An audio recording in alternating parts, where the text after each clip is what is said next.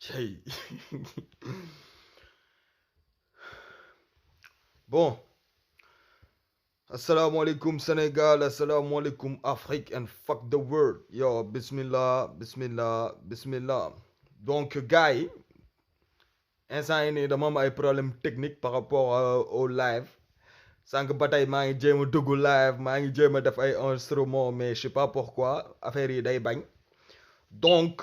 lii laa trouvé comme solution. J'espère que di ngeen ko mën a gis en différé. Donc, dinaa œuvrer à ce que cela soit possible. Comme ça, nous pouvons parvenir à nos fins, histoire d'éclairer nos concitoyens, histoire d'éclairer le peuple africain par rapport à l'asservissement dont il est sujet, par rapport à sa monnaie, à ses politiques, etc.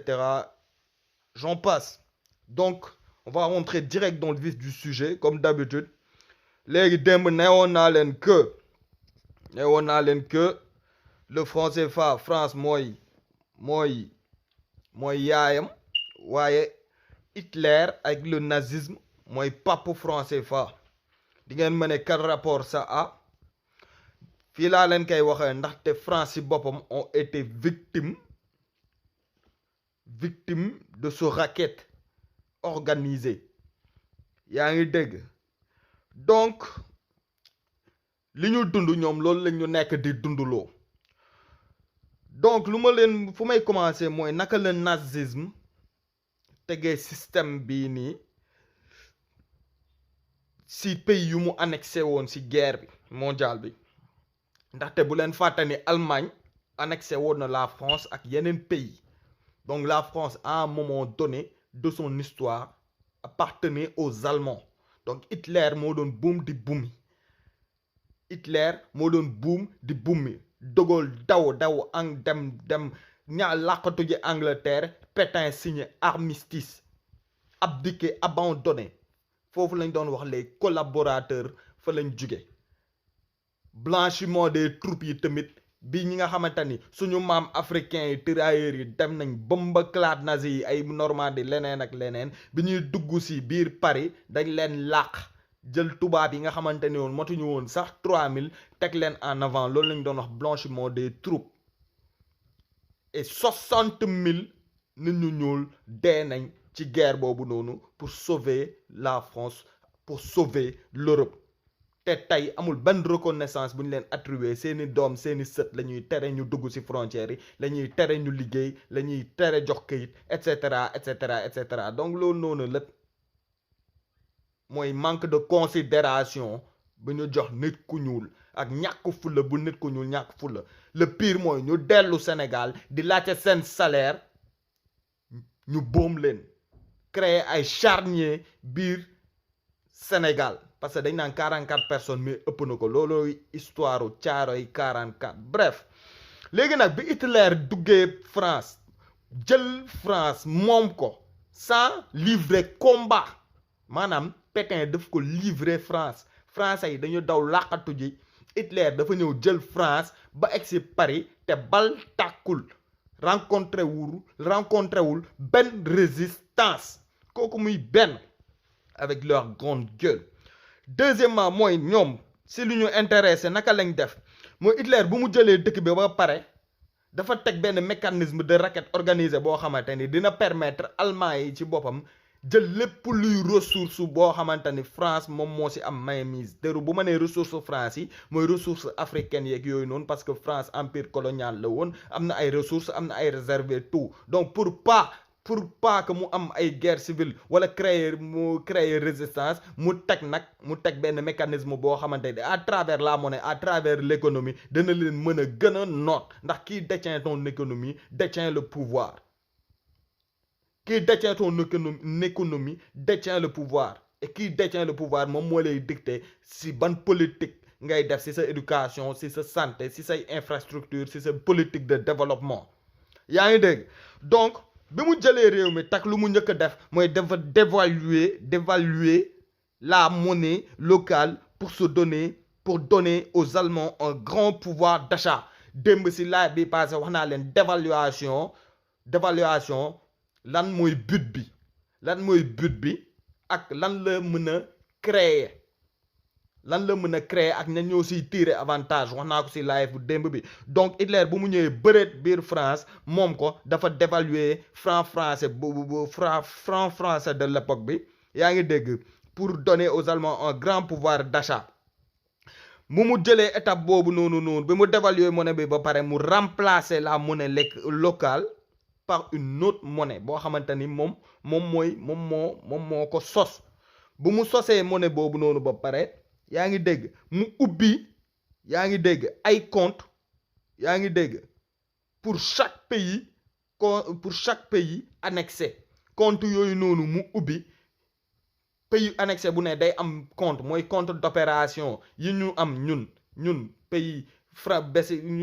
pays français francophone yi par rapport au français fa xam nga am na ay compte d'opération yoo xam ni fii nii moom la dëkk bu nekk am fii nii li ñuy waxee taxe coloniale yi suñu réserve yi ak fu ñuy yooyu yëpp ñu koy verser trésor public donc mu ubbi pour chaque pays annexé ay compte d'opération biir Berlin yaa ngi dégg bu troisième étape bi mooy lan mooy mu poser une condition à ces pays annexés mooy ñuy importer que des produits allemands di exporter que vers l'Allemagne te ku bëgg investir à l'extérieur il te faudra avoir yaa ngi dégg l'autorisation de Hitler himself loo xamante ni duñ ko mës a am pour pouvoir investir et même pour pouvoir user de cette monnaie yaa ngi dégg ba pare bu mu jugee ci loolu mu exiger une installation des nazis à la Banque centrale de France pour mën a contrôler job boobu noonu yépp donc nga transposer ko au franc CFA jël France jël 14 pays franc CFA yi teg ko place u France jël Allemagne bu Hitler teg ko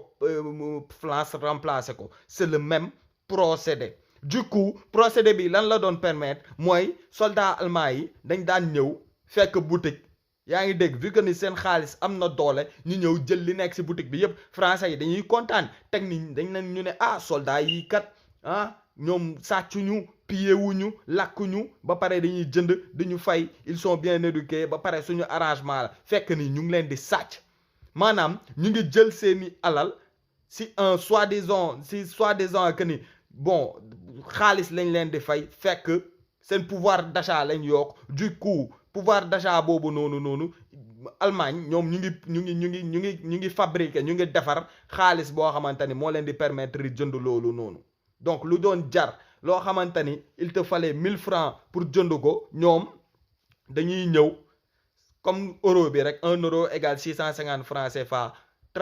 à l'époque noonu la woon benn franc allemand moo équivaut woon à disons exemple rek laa joxe à 600 francs donc gis ngeen pouvoir d'achat boobu noonu ñuy am du coup loolu lan la leen di permettre ñuy sàcc ressources yi officiellement de manière légale et infiniment yaa ngi dégg loolu la procédé boobu la De Gaulle ñëw adapté ko à nos pays moo tax ñu ne c'est du nazisme monétaire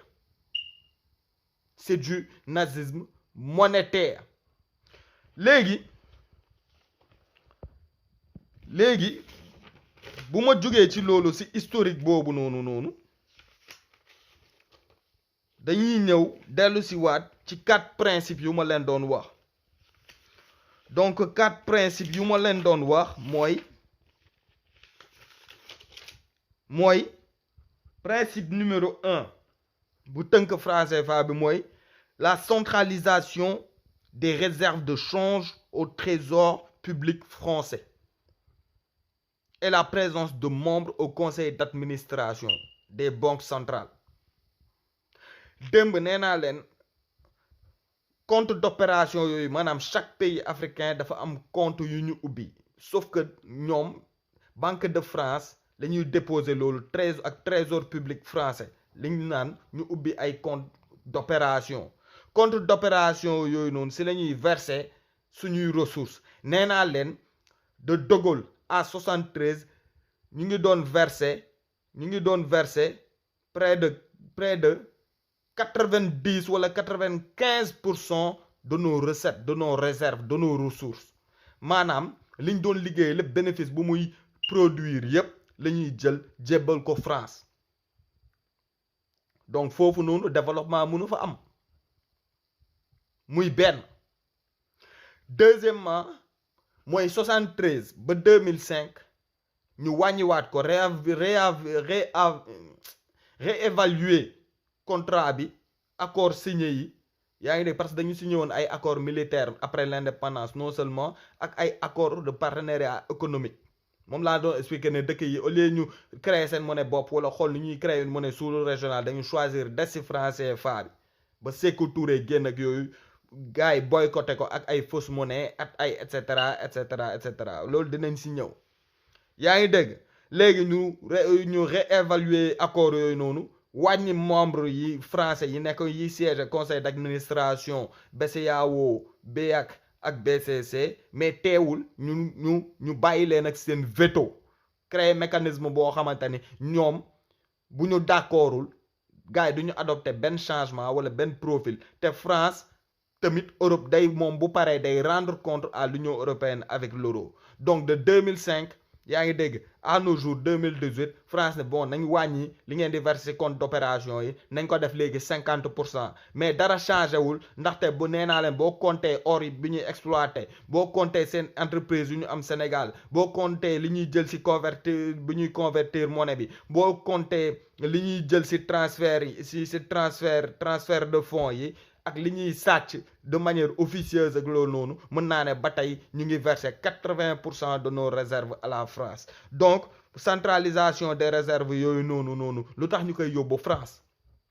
donc yow Cheikh Ibra Fall Canada ak Abdoul Mbaye ak yéen ñii di wax franc CFA yooyu ñun ñaata nee naa leen démb Gbagbo nee na en 2011 pays ouest africains yi composé UEMOA yëpp yi nga xam ne Côte d'Ivoire mooy peser 40% de la masse monétaire de l'UEMOA yaa ngi dégg nee na en 2011 Afrique zone francophone bi li mu amoon ci banque li mu amoon ci trésor public français bi li mu daan versé te am ko comme réserve biir France moo xam banque de France wala trésor public français wala ci compte d'opération yi mu ngi doon élevé wu ñu ngi ko doon estimé à 11 000 milliards de francs CFA c'est-à-dire vers ay 13 milliards d'euros léegi ma leen di laaj yéen ni di jàppale franc CFA bi 13 milliards d'euros yi nga xamante ne mu ngi biir France nga xamante ne France déjà trésor public am la pour fay ay salaire doomam pour fay électricité doomam fay ndoxu doomam accorder leen un certain confort ba ñoom ñuy mën a sentir condescendant envers ñun ñi nga xamante ne ñoo yor seen confort boobu noonu lépp léegi xaalis boobu noonu yëpp lan la mënoon defar biir Afrique ba pare le pire mooy xaalis boobu tant que mu ngi ci compte yooyu noonu xaalis boobu day jur te jur boobu noonu muy jur bénéfice yooyu la France di jëlaat di ko naan da koy jàppalee pays africains yi ba naan les pays africains nous coûtent cher alors que suñu xaalis dañuy jël liggéey ci ba pare dina ko jàppalee waat pire bu ñuy jàppale bu ñuy lebal tamit day delluwaat ci banque africaine yi ci boppam de banque africaine yi lay dem ci boppam leb leen xaalis pour ñun lebal ñu ko de ce fait taux d'intérêt bi di gën a yokku nga xamante ni suñu xaalis la ñuy jël leb ko jëlaat ko lebalaat ñu ko ba pare ñun ñu war ko di ko fay plus des intérêts maanaam golo di bay baabu di dundee France day toog croiser les bras toog benn mécanisme de raquettam ba pare di jëriñoo suñu liggéey jëriñoo suñu ñaq jëriñoo suñu alal pire ba pare di ñu saaga ce n'est rien d'autre que de l'esclavage léegi yow Cheikh Ibra Fall Canada yaa ngi dégg ak Abdoul Mbaye ak ñeneen ñëpp yéen a ngi dégg Macky Sall Ouattara yi et cetera xaalis boobu noonu lépp te chaque année day yokk xool leen lan la mënoon def biir Afrique ñaata hôpital la tabax ñaata école la tabax ñaata université ñaata tali ñaata train ñaata raay ñaata xale la génnee ci mbedd bi ñaata orphelinat naka la mënee woon yokk pouvoir d'achat wu citoyen africain bi bu zone franc bi xaalis boobu noonu bu desoon biir Afrique xool leen lu mu mënoon yokk lépp lu mu mënoon defar lépp on parle des milliers de milliards ba nee naa leen looloo tax ñu tëbal Gbagbo ndax Gbagbo bu génnee ci franc CFA dootul am ndax 40% lay peser c'est-à-dire en 2011 si 11 000 milliards yooyu noonu Côte d'Ivoire amoon na ci DDD 50 000 amoon na ci 47 000 4700 et quelques milliards kooku muy benn donc lan képp ku ne am nañ souveraineté donc lan la ministère des finances di wut biir conseil française di wut conseil d'administration boo xamante ni c'est pour les Africains soi-disant ay pays souverains ñoo ko composé ba di am veto ba di définir suñuy ay politique ba di ñu imposer une rigueur économique parce que nee na ñun suñu chef d'État yi dañoo responsable dañoo irresponsable ñun est-ce que sañ nañ suñu benn ministre des finances sañ na dem naan day siège Banque de France ndegam ministre yi la ñuy fouiller à l'aéroport donc ay siège banque de France wala leneen wala banque européenne bu ko sax xalaat amuñu sax buñ ko sax xalaat lu tax ñoom ñu war a mën a def loolu noonu bu fekkee ni ñun suñu monnaie ñun ñoo ko moomal suñu bopp kooku muy benn bu fekkee ni am nañ souveraineté lu tax ñuy fabriquer suñu monnaie biir France fii nii loolu conséquence ak inconvénient yu mu mën a andi mooy français bi mun na toog ba heure bu ko neex ne bon créer un excédent de monnaie maanaam bu ñu soxlaa 10 000 milliards de francs CFA mu defar 10 000 milliards de francs CFA yi ba pare te defar bi day am coût ndax nee naa leen billet bi gën a cher ci franc CFA bi ñu ngi koy defaree 25 000 francs CFA fii nii maanaam coût de fabrication bi moo gën a cher billet bi ci boppam. loolu muy ay salaire yu ñu joxaat ay tubaab ay leneen ba pare loolu mu mën a créer une insécurité monétaire boo xamante parce que ñun maîtriser wuñu suñu fabrication monétaire de ñun ñooy defar monnaie bi donc mën nañ defar ay faux billets France mën na defar ay faux billets ay lu ne faux billets lu ne ba pare ci kaw loolu mu imposer nu ne moom moo war a doon prioritaire ci lépp luy exportation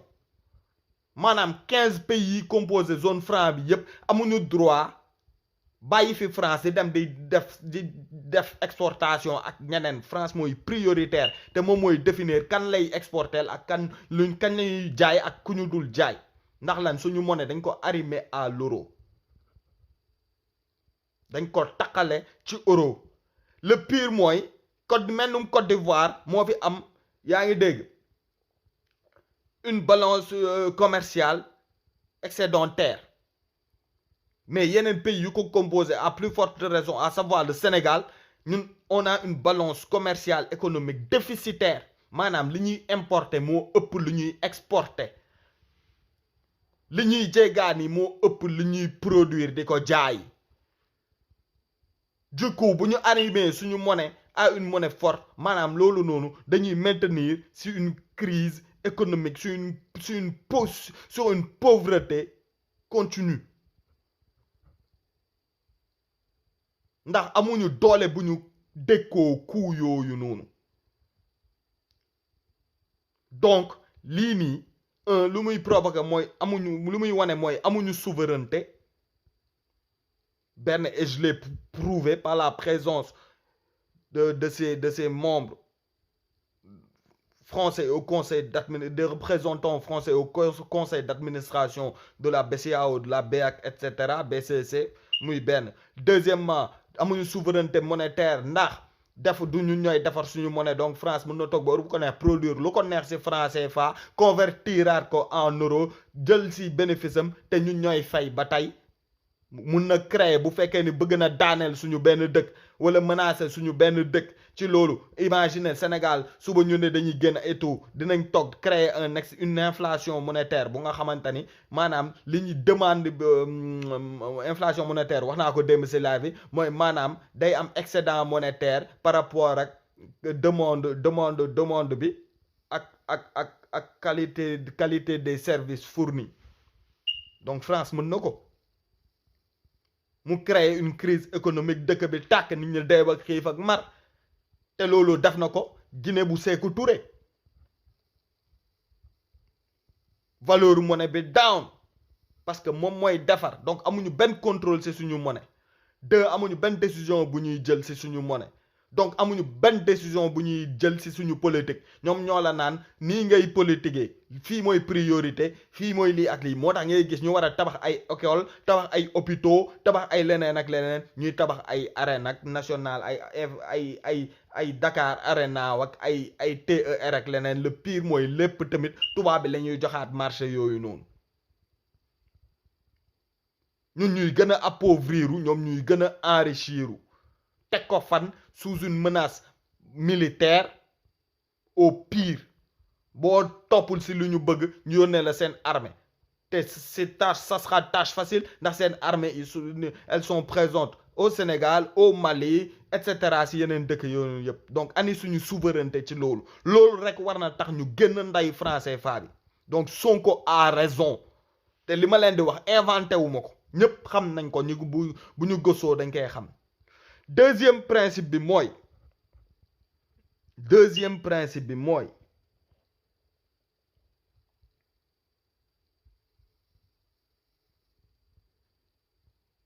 ba pare balaa may ñëw si deuxième principe bi mooy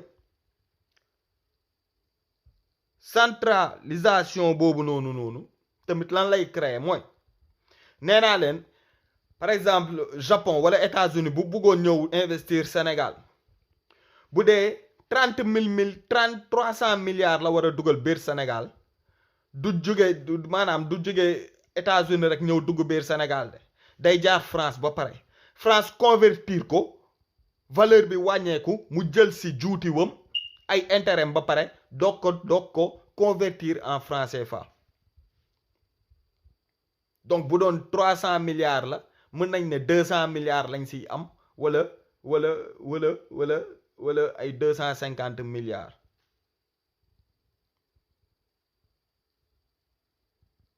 te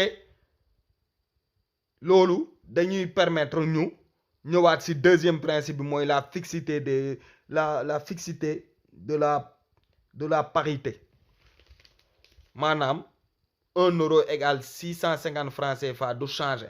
muy deuxième inconvénient parce que ñun monnaie plus ngay dem plus sa économie bu amee croissance il est tout à fait naturel que nga réévaluer sa diisaayu monnaie parce que évolution am na création de capitaux am na création de richesse am na démographie baa ngi yokku donc croissance baa ngi yokku donc monnaie bi dafa war a mën a gën a am ascendance mais fixité de parité bii nii day permettre toujours européen bi garder pouvoir d'achat am une forte capacité yaa ngi dégg sa forte capacité d'achat par rapport à nos pays yaa ngi dégg te loolu noonu tamit day am ay incidence fixité de la parité parce que comme ni ma leen ko waxee suñu monnaie dañ ko taxale si euro bi donc la parité fixe entrave la compétitivité de nos pays démb expliqué naa ko parce que duñu am compétition déjà on a une balance commerciale déficitaire le pire mooy on n'est pas industrialisé donc ñun lan la ñuy def mooy créer on a les ressources mais on ne les produit pas et on ne les transforme pas duñ ko produire te duñ ko transformer du coup fixité parité boobu noonu européen bi lay permettre mu ñëw jënd sa matière première professeur Abouhou mu joxe exemple moom vu que ivoirien mu jox exemple cacao bi ne baykatu cacao bi bu bayee ba pare day jël benn kilo cacao wala café mu maanaam lay bu jëlee benn kilo café tubaab bi bu ko jëndee benn kilo café day dem ñëw fii nii transformé ko maanaam benn kaasu café fii mu ngi koy jaayee 1,80 c'est-à-dire disons 2 euros 2 euros yooyu noonu 10 grammes lay jël 10 grammes mooy benn taasu café léegi 10 grammes benn taasu café muy 2 euros mu ne kilo bi donc 200 euros la 200 euros boobu noonu paysan ivoirien bi 1 euro la siy am parce que tonne kilo bi mu ngi koy dikkee tubaab bi 45 centimes muy 45 centimes xaw ma ñaata la en CFA 45 centimes boo xoolee coût d'exportation bi ak douane yeeg yëpp maanaam lépp 1 euro la ko dikkee maanaam ñun ressources yi mu li moo doon wax ci sama laaj bee passé comme ci fer bi ne fer bi au lieu ñu koy jox turc yi pour des prix dérisoires ñun bu ñu ko exploité loon suñu bopp xool leen li fer di ñëw di jël yëpp ba joxe woon chiffres yi tonne fer ñaata lay jar tonne matière brute bi ñaata lay jar tonne fer raffiné bi ñaata lay jar ba produits dérivés yu ñu si mën a lii ñaata lay jar c'est des milliers et des milliers de milliards donc ñoom dañuy ñëw jël ak leur fort pouvoir d'achat jënd suñu matière première yi yóbbu ko seen dëkk def production bi def transformation bi andiwaat ko suñu dëkk yi pour gën ko mën a pour jaayu ko au triple wala quintuple du prix du coup suñ ñun duñu am industrie parce que ñun juguñu pour transformer juguñu pour leneen te duñu am doole bi vu que ni ñu ngi reverser 80% de nos ressources à la France donc yeneen maanaam du ma ne si yeneen zone prioritaire la ñuy jël suñu marge bu tuuti yi ñuy am moo tax ngay gis Sénégal ñu jël zéro budget bi ñu alloué à l'industrie moto sax 0,2%. lii moo tax fixité de parité boobu noonu mu ne yaa ngi dégg mooy CFA arrimé à l'euro donc la valeur du CFA dépend de l'euro sur le marché international ma joxoon leen exemple démb ne leen boo jëlee benn pomme bu européen bi américain dañu wàññi woon doole dollar bi après 2001 bi ñu wàññee doole dollar bi après 2001 euro jël en ascendance maanaam euro bi jël doole seen kaw du coup à partir du moment où euro jël na doole ci kaw dollar léegi day retranscrire ci prix wu denrée yi prix wu énergie bi ak prix wu lii bi du coup mu joxe woon exemple benn pomme mu ne pomme américain bi disons que ni $1 lay jar mu ne bu fekkee ni 1 euro égale $1.05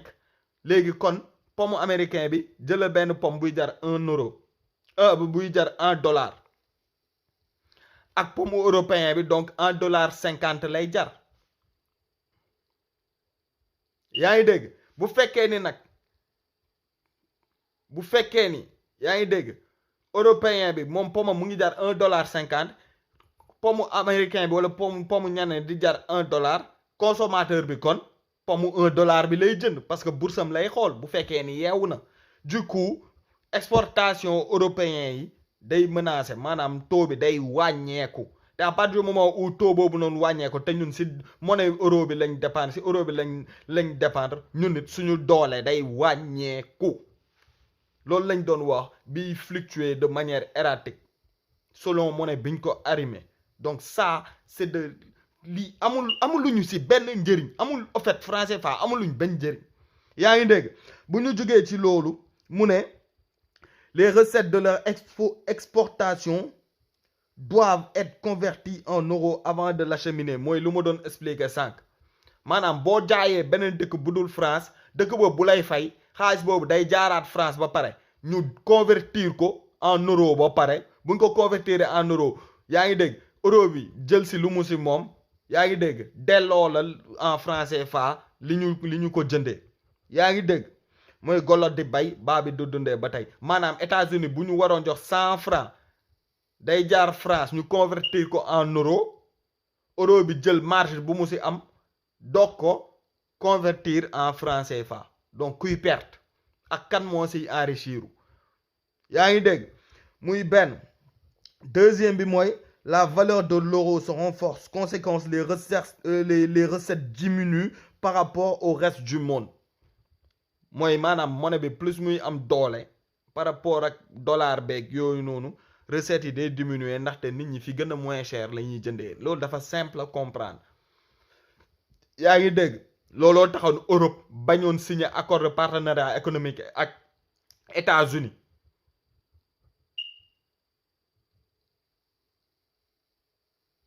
yaa ngi dégg ñu nangu ko signer ak ñoom dooméraam yi pour ray suñu industrie parce que dañ ne États-Unis moo leen gën a industrialiser te moo leen gën a diis économiquement donc duñ ko signer ndax loolu arrangé wuñu leen bu ñu bëggee jël dem jaayi États-Unis du ñu jarre ndax seen monnaie moo gën a fort dollar bi dafa simple tey boo jógee Sénégal bëgg a jaay si France doo jarle dëggal bu européen bi ñëwee bëgg a jaay France fii nii rythme de vie bu ñu am bëgg ko andi Sénégal du day metti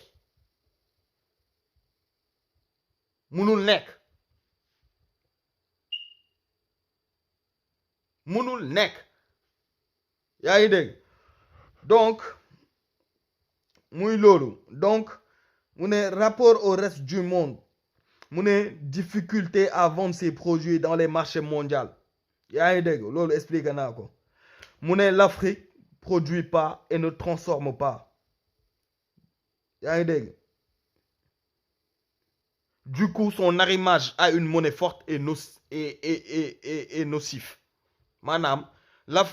à partir du moment Afrique produirul et transformé wul yaa ngi dégg amul industrie n'est pas industrialisé du coup buñ ko taqalee monnaie bu am doole loolu baaxul ci moom yaa ngi dégg loolu baaxul ci moom donc loolu mooy pour fixité de parité bi yaa ngi dégg mooy deuxième principe bi looloo ci ne donc loolu ku si d'accord yow d'accord nga doon esclave d'accord nga doon jaam d'accord nga doon traître ba pare surtout boo koy jàppale nag mooy yow esclavagiste nga mooy maanaam yow ab dëmm nga yaa ngi dégg lii moo tax tubaab yi duñ ñu jox cër lii moo tax ñuy daggal ndey képp kuy dirigeant bu d'accord ci franc CFA bi donc Sonko gàcce ngaalaama bi nga porté say kuy gis ni lii baaxul lii du jëriñ sa askan nga ne lii bés bu ma jëlee réew mi dinaa wut solution bu ma ci génnee de manière graduelle ndax Sonko waxul ni day tëb génne ci franc CFA bi ndax loolu ñépp xam nañ ni mënul ne dina waxtaan ak ay chef d'État jéem a créer une petite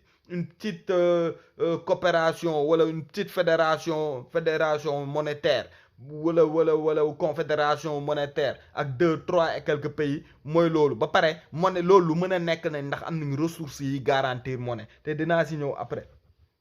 yaa ngi dégg donc fixité de parité wax nañ si mu ne libre circulation des capitaux donc la libre circulation des capitaux yaa ngi dégg mooy convertibilité bi donc convertibilité bi ak libre circulation des capitaux bi mooy maanaam tey mën nga jël xaalis yónnee ko Sénégal nekk France jël xaalis yónnee ko France nekk Sénégal mais loolu lan mooy inconvénient bi mooy bépp entreprise française wala européenne bu nekk ci zone franc bi par biais de la France dina mën a ñëw investir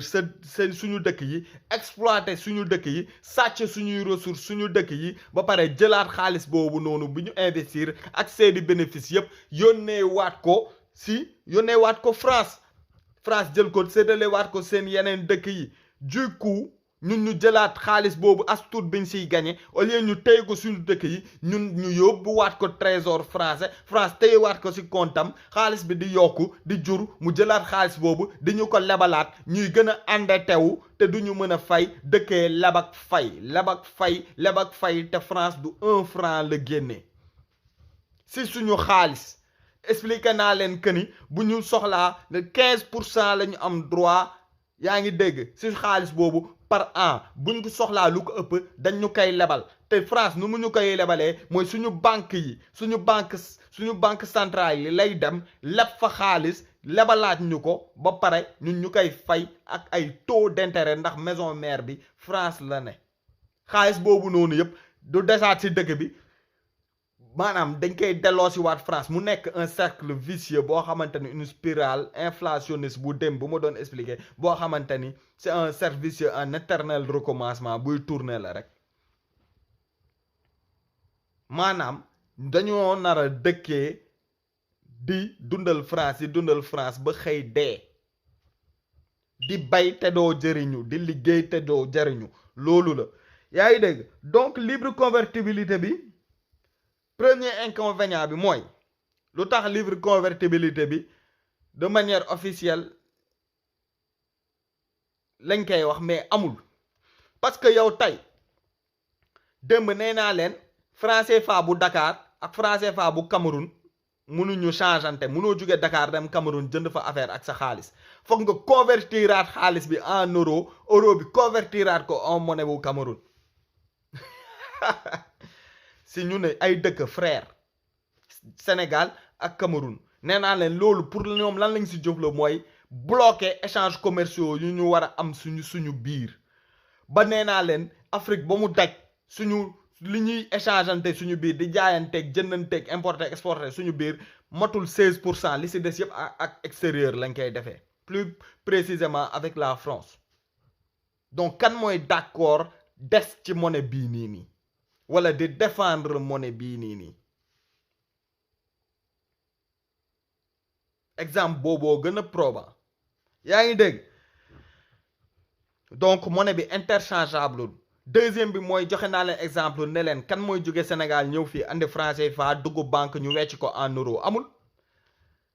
bu dee damay fañ na ma ko gars yi wax ñi koy def yëpp Château Rouge la ñuy dem gars yi wecc leen ay euro foofu noonu doo dugg si benn banque yor franc CFA ñu wecc la ko donc interchangeabilité boobu noonu amul convertibilité boobu noonu amul convertibilité yi si projet yu mag yi rek la am mais amul nii effectivul donc ay dul la président yi xam loolu des ci biir loolu ay taux de transfert yi tamit mu ngi élevé wu à 20% ay Western Union yeeg yooyu noonu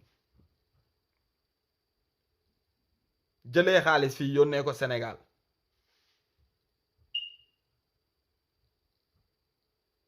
ñu ne bu kenn wax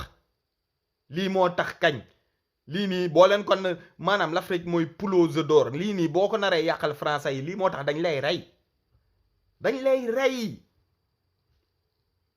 lay rey moo tax ñoom ñépp ay vassalu France lañ naka la ñuy respecté bu ñu toogee gis ni xoolal ñi naan ay président la xoolal li ñuy nangu xoolal li ñuy nangu ñu ne bu kenn dagal seen ndey ay Ibra Fall Canada ñëw fii di jaay ay expert di duul ay keneen ak keneen nekk fii ay Abdoul Mbaye mooy loolu noonu di sucer ñun ñu ngi fii pour tontu leen pour yee nit ñi yaa ngi dégg donc interchangeabilité boobu amul échange interafricain yi dañ ko bloqué rapatriement des capitaux lay créer livre convertibilité boobu yaa ngi dégg expliqué naa leen ko facilitation de l'investissement français maanaam français yi dañuy mën a ñëw comme ni ma leen ko waxee sa dëkk lépp lu fay ressource ñu jël ko te duñ ci sonn ndax lépp seen dëkk lay delluwaat du ñu génnee xaalis de dañ la naan am nga crédit ci compte bi maanaam sa compte crédité nañ ko de temps maanaam daf nañ xaalis ci sa compte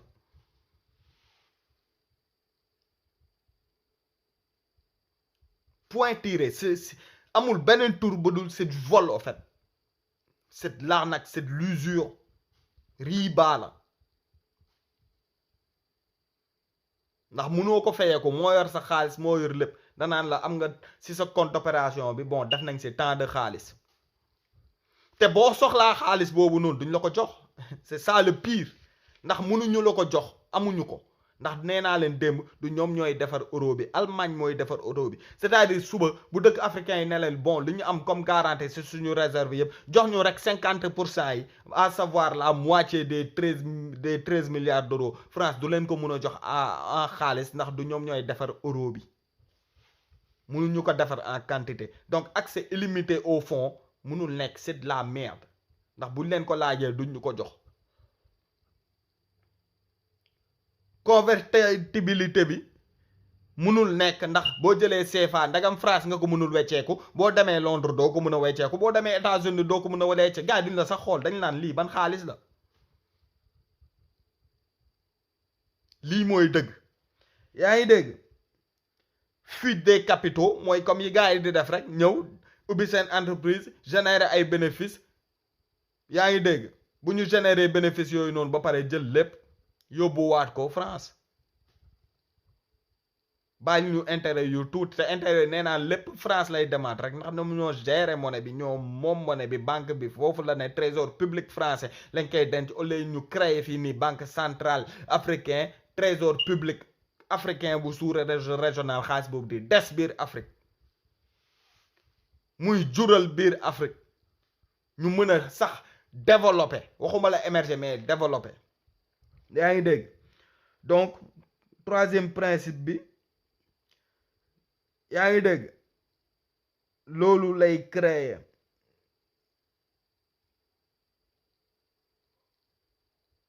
donc mu ne aussi nos politiques économiques et monétaires sont dictées nous sont dictées par l'Europe yaa ngi dégg ndax ñoom ñëpp ku si nekk am nga si intérêt yaa ngi dégg donc mooy loolu après tamit non dafa bëri parité fixité des prix lii wax naa si ba pare conséquences non industrialisation wax naa si ba pare les comptes d'opération 100% des recettes versées à la France sur des comptes d'opération 73 2005 65% wax naa ko ba pare 2005 à nos jours 50% compte d'opération yi un achat gratuit et infini des ressources africaines wax naa ko yaa ngi dégg chamalière la ñuy defaree franc CFA bi wax naa ko 25 000 la ñuy defaree béyee bu si ëpp doole wax naa ko coût de fabrication bi moo ëpp billet bi doole wax naa ko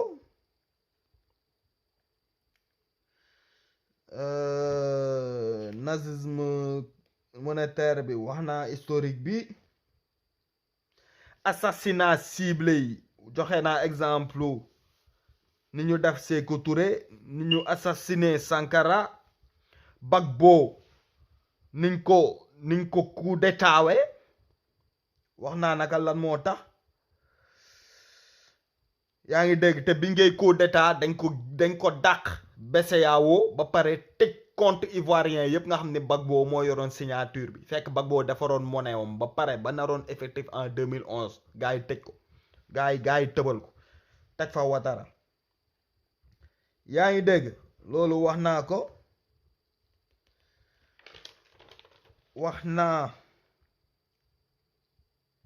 si intérêt yi ñu si am si xaalis boobu noonu te ni xaalis boobu si 12 milliards d'euros yi mu ngi générer comme bénéfice comme intérêt 400 milliards de francs CFA d'intérêt yi nga xamante ni yooyu la ñuy jël di ko joxaat pays africains yi ba pare taux d'intérêt bi nekk à 3% ba pare nee naa leen France day utiliser ressources pays africains yi pour payer sa propre dette ndax dëkk yëpp a am dette yaa ngi dégg léegi monnaie bi emprunt obligataire boo ko déggee mooy France day leb banque yi suñu banque yi maanaam leb Burkina leb Mali leb Sénégal leb leneen yaa ngi dégg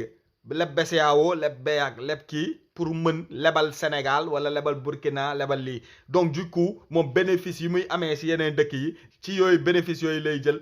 yaa ngi dégg ak suñu xaalis bi fay nelaw bénéfice yooyu jël lebal si dëkk bii fay mu jëlaat boobu lebal si beneen dëkk et cetera vice versa affaire bi di tourner rek yaa ngi dégg ngeen ne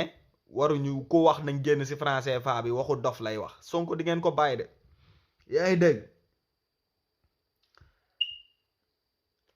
léegi loolu noonu lépp naka la ñuy menacer gars yi mooy accord militaire yi ñu signé yaa ngi dégg loolu laa la ne dañ lay woo siriku ne la lii moo fi am nangu baa dégager baa tomb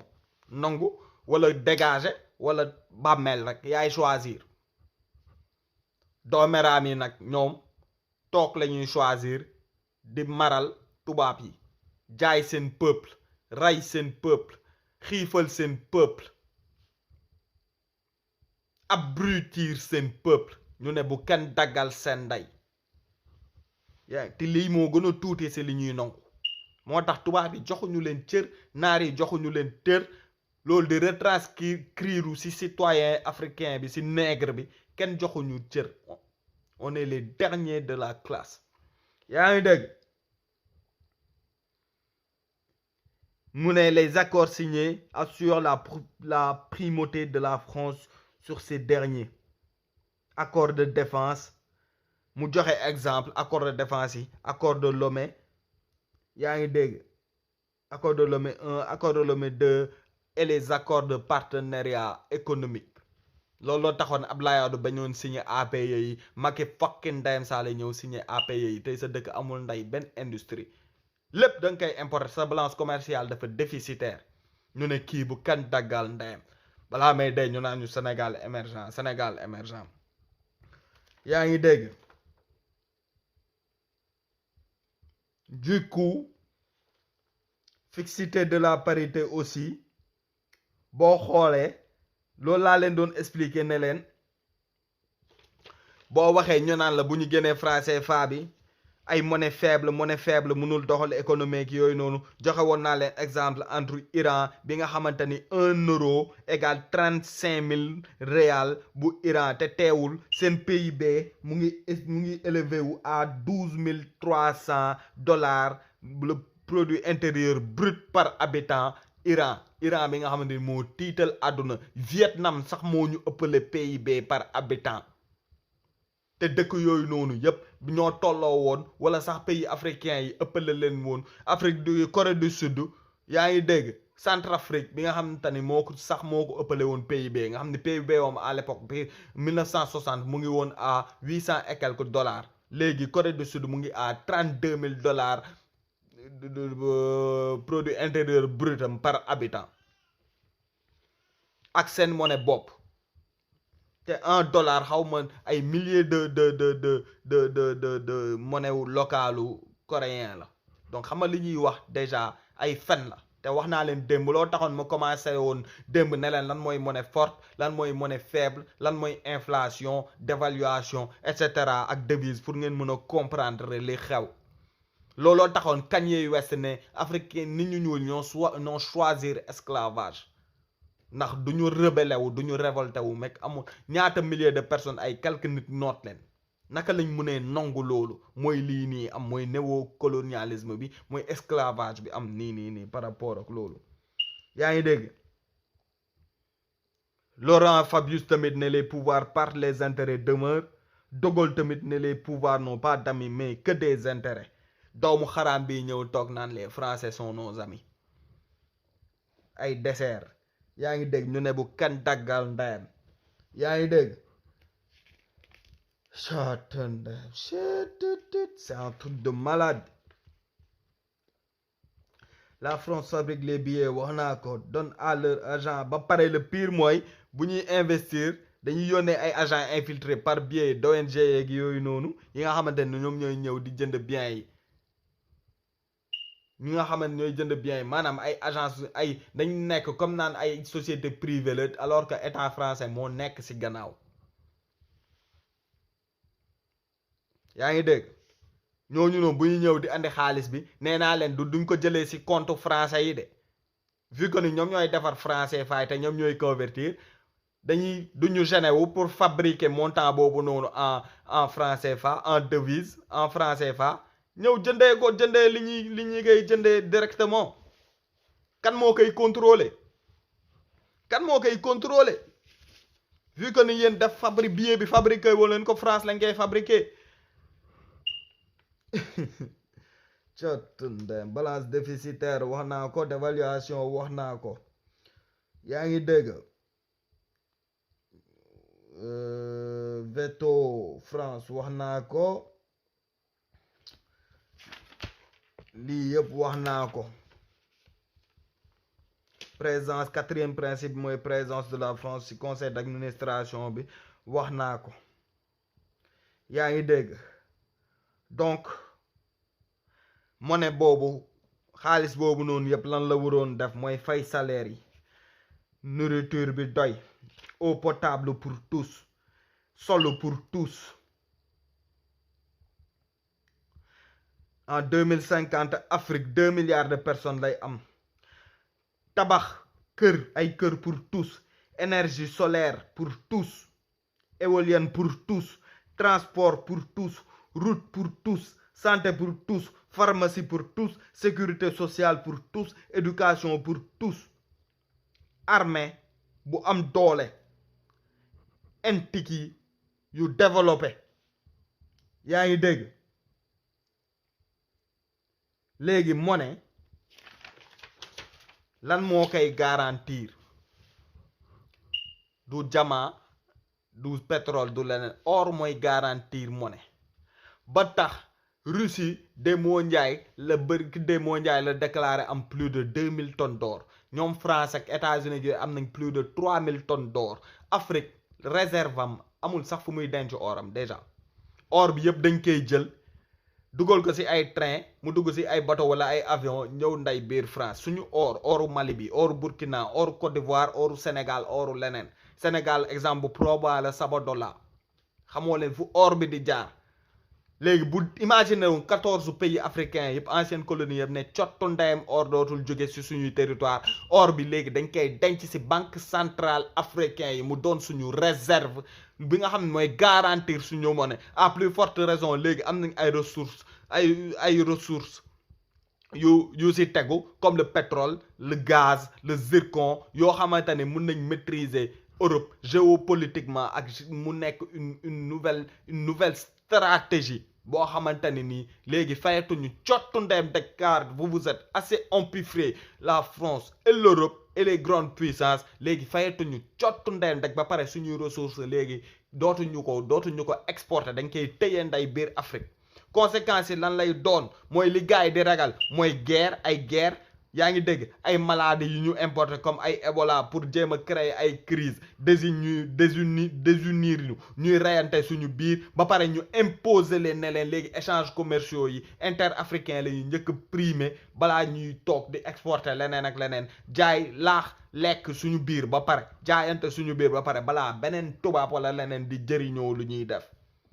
donc génn ci franc CFA bi ni ko Sonko waxee noonu la yombee. tey nga bind conseil des ministres, suba ngeen yóbbu ko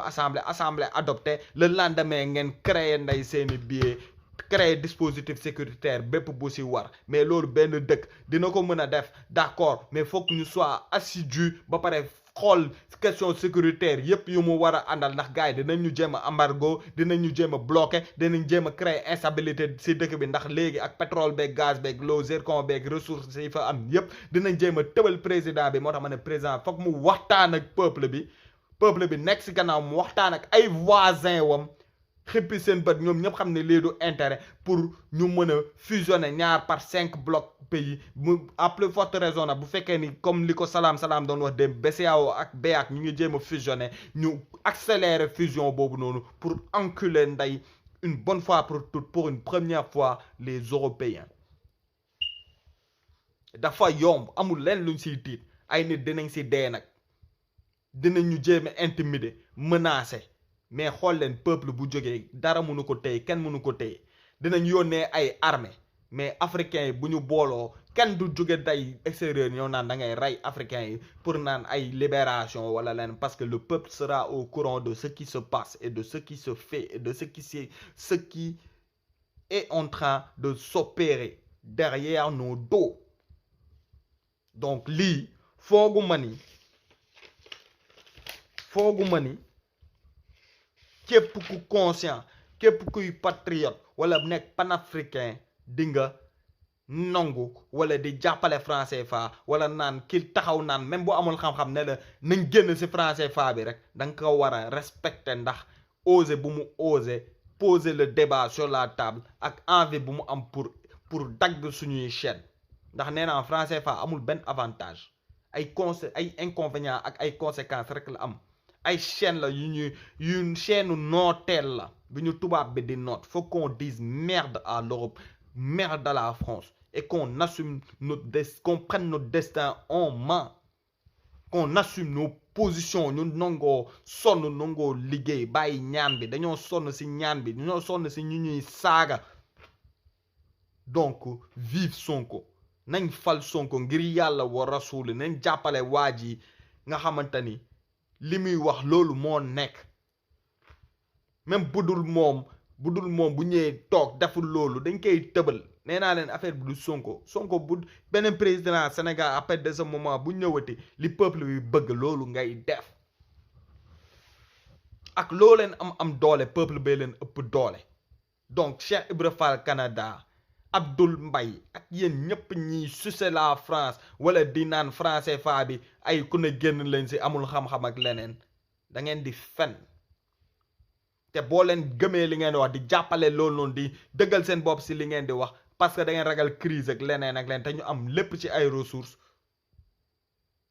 am plus de fii ak 2050 35 ans 2 milliards de clients potentiels ngeen ne mënuñu si génn mooy vous êtes des défaitistes vous êtes des traîtres yéen ak Macky Sall bi ngeen di contre yéen a nday yem parce que da ngeen di nangoo des sous tutelle Sonko di ngeen ko bàyyi moo leen xañ jàmm di ngeen ko bàyyi te ñun ñi nga xam ne amuñu xam-xam amuñu dara gëstu rek lañ leen di tontoo te liñ leen di tontoo mënoo leen si teggi xaala wala kasiran donc français fa bi lii rek moo si ne foog naa ni boo leen dégloo premier live ak deuxième live bi information yi même bu dispersé am ngeen information yi ngeen soxla yépp pour réorganiser waat ko de seen bopp am les arguments nécessaires pour képp ku leen si waxati ngeen mën a défendre seeni position donc lii moo doon tontu bi xam nga j'espère que j'ai été à la hauteur parce que j'ai essayé ñu ma ëpp xam-xam ñoo fi ne war si gën a mën a wax mais ñun au moins jóg nañ pour poser le débat pour wax si te li ñuy wax gëstu nañ ko si te du tubaab sax mënuñu wedde si li ñuy wax donc maa leen di gën a exhorter ngeen gën a jóg voter et faire voter gars yi booyu ndaw yi dem leen ngeen jëli seen carte yi ngir yàlla war a suuli carte yi nelaw si préfecture yi seeni borom dem leen ngeen jëli ko ngeen daas fanaanal heure voter bu jotee ngeen votel Ousmane Sonko Pastef yéen ñii nga xamante ni yéen si nekk si opposition bi ngeen créer ay bloc yoo xamante ni ñi ngeen mën a déggoo ñu ànd ñi mënul déggoo ñu bañ a ànd ñu dajale loolu noonu yëpp daaneel ki fi ne ndax ki fi ne bés bu toogaatee lu metti lañu nar a dund ci kàttanu yàlla donc maa leen di béggee yéen ñëpp di leen jox rendez-vous dans la semaine incha allah pour beneen sujet bu ñu mën a débattre beneen live beneen et cetera di gën a encourager patriotes yi di leen gën a ñaax di leen gën a encourager le combat ne fait que commencer l'adversaire en face est déterminé et redoutable yaa ngi dégg est redoutable donc va falloir faire beaucoup de sacrifices mais ma ne leen y a pas de grande victoire sans démesuré sacrifice yaa ngi dégg nañu jaral dee nañu jaral leneen ak leneen joindre les paroles joindre les actes aux paroles di wax di def ñun ñëpp ñu dëggal suñu bopp lu yàlla dogal muy loolu dee benn la mais nañ xeexal suñu dëkk xeexal suñu peuple xeexal suñu askan loolooy message bi maa leen di béggee di leen wax ni